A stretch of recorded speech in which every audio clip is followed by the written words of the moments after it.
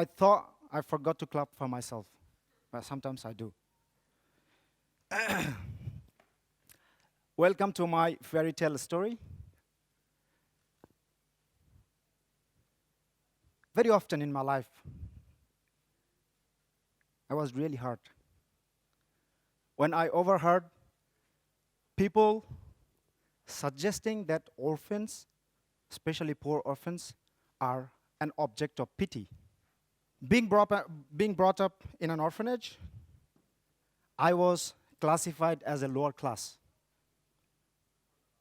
Very often, I was discriminated against by individuals. And I thought that was the bane of my existence. At my SOS youth house, very often my SOS brothers, the orphan brothers, we would ponder our identity in the society. We always discussed how could we create our identity that will give us a recognition, dignity, respect. So in an evening in the youth house with 30 boys, we had a blackout in the evening. We're in a corner. We were all brainstorming in a natural set. You know, I spoke loud, up and loud, and said, you know what? By the age of 29, I'm going to build a house in this town which is the symbol of respect, material. And I said, by the age of 29, I'm going to get my master's. Tough for SOS children or orphans in general, or living under poverty line with harsh background. Then I said, I am going to get also married by the age of 29 and get a job, up and loud. I was rather frustrated, because I was adamant when I said that. How did I end up in SOS Children's Village? My beautiful mother, at the age of 15, she gave birth to me. And when my father was no longer, my paternal grandparents threw my mother and me out of the family. She was at the age of 15, and I was a baby. And on a monsoon evening, she crossed a long road.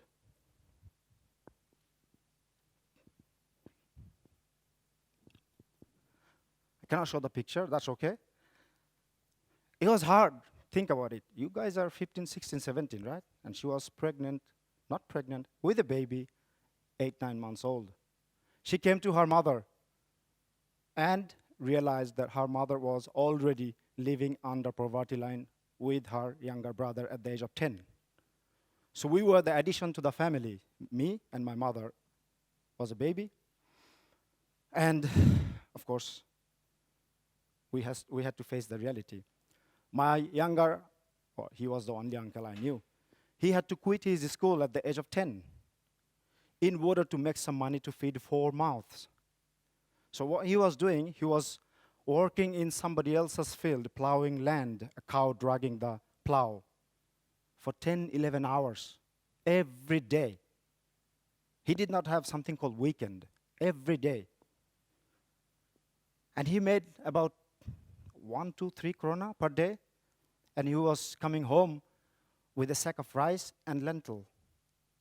So my grandmother made soup out of lentil and the rice that we ate for days.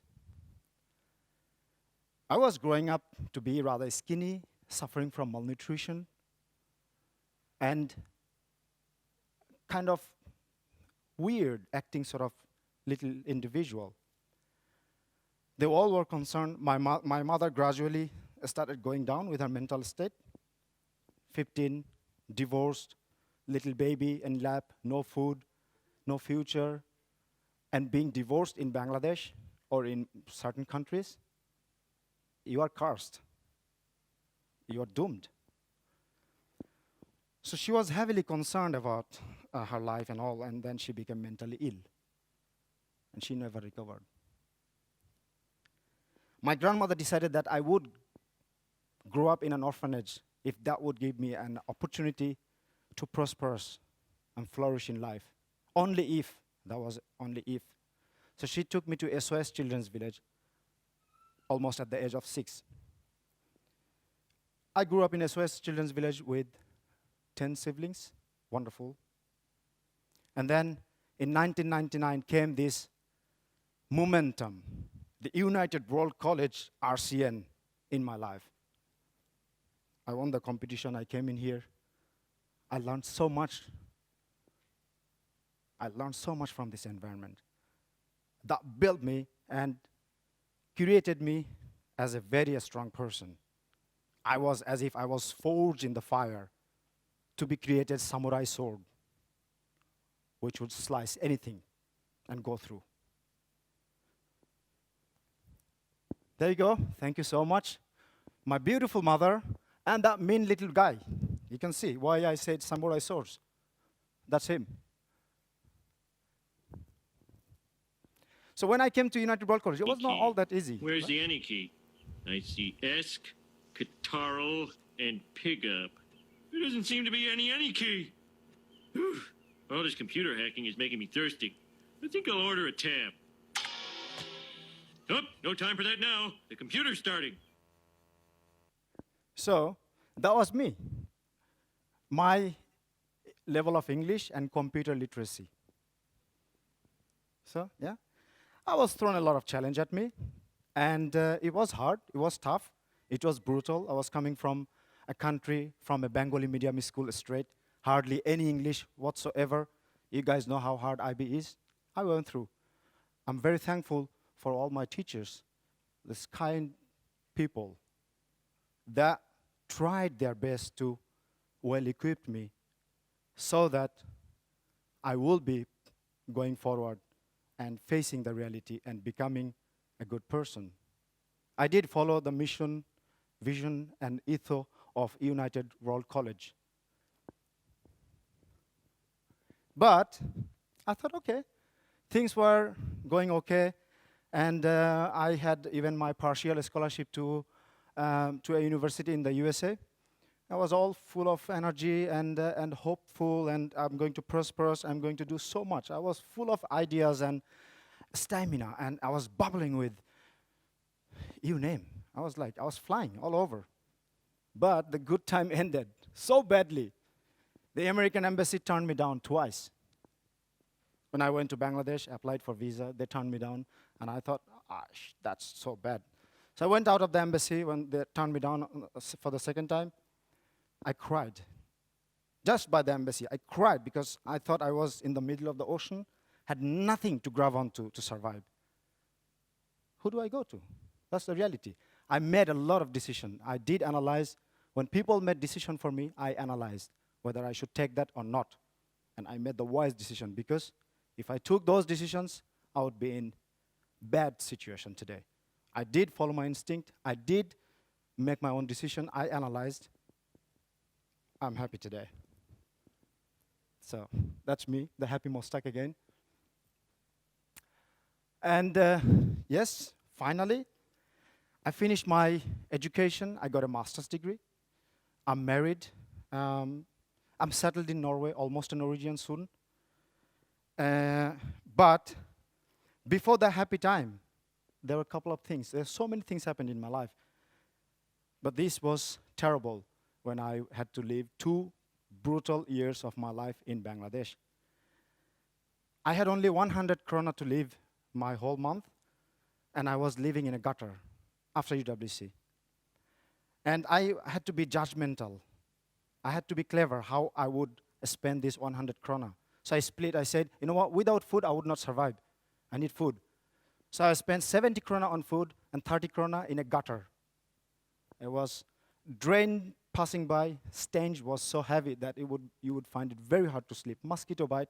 Very often, I did not get to sleep. I was walking on the street in the middle of the night, knowing that it is also dangerous. That's the country, right? And then I had to get a shelter at the Dhaka University where my friends were studying, and I was chased by the police because I was an outsider, and I was not allowed to stay there, and they were told to shoot. So I climbed up to the 5th floor on the top and realized there was no way I could escape. So I come down to 3rd floor. I went to hide in the toilet. And then I realized, okay, now I cannot escape, so I broke window. And then I went through the window, grabbed a very rusty sewage pipeline, came down. It was very hard. It was rough to grab onto. So I fell, right? I fell on a rose bush. I did not have the sense of pain because of this adrenaline rush and everything going on. So I ran straight, and then I find another wall that I have to climb to get out of the boundary of the university or dormitory. So I climb, I fall in again another huge drain canal, sewage canal. I had no idea there was something like that in the middle of the night. So maybe I have drunk some human feces, I don't know. I was straight in.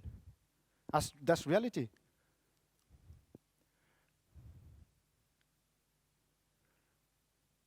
Eventually, I got married to my wife, and I told her that, it's going to take time to celebrate honeymoon. It took 4 years, and we went to Venice.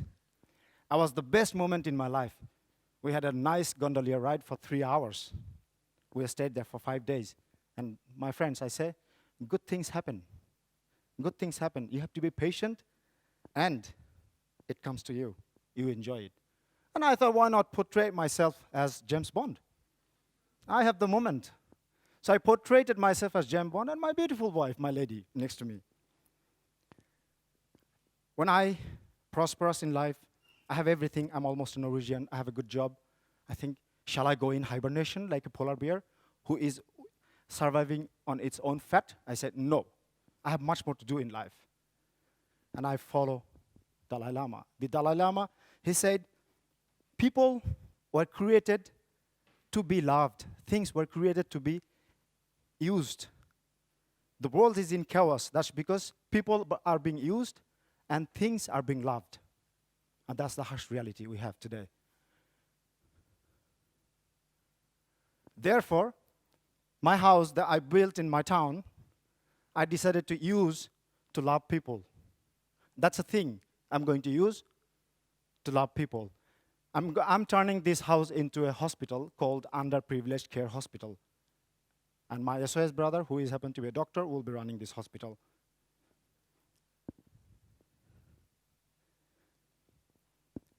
At the end, what I want to say is that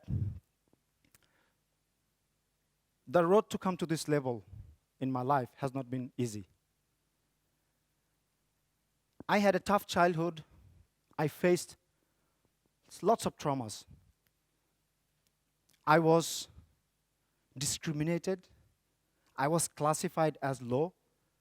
I was told despicable things. I was abused. I was a young kid. I couldn't do much. I had to take that. I had to digest that. I had to survive. So I say, you know what? Sometimes struggle in your life puts you into or pushes you into your divine destiny. You have to work really hard. You have to respect each other. You have to be kind. You have to act collective. I would not survive without kind people in my life. I have a few number of kind people in my life who said good things, I followed.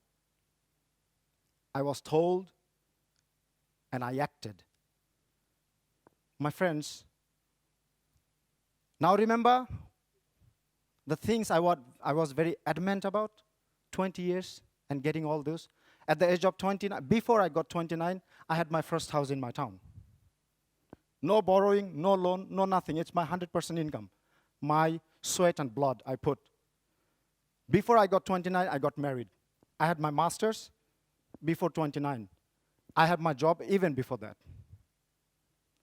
So if I can do that, so can all you. Indifferently, so can all you do that. I came here without English. In 2004, I was even offered at the Harvard, variable offer. If I acted, he would send me offer letter. That me, who was struggling with everything, right? 2004, I had an offer from Harvard. And I turned it down because I loved Switzerland so much. And I was studying there. So many things cannot happen. It's not possible. But it happens. That's because you have to be really grounded. You have to be with people. You have to be softer. You have to be kinder. I repeat these kind of things. These are the elements of my life that have helped me to prosper. And by saying that, I will wish you all good luck and prosperous and be for each other. Respect this wonderful school. You will not realize what you are getting.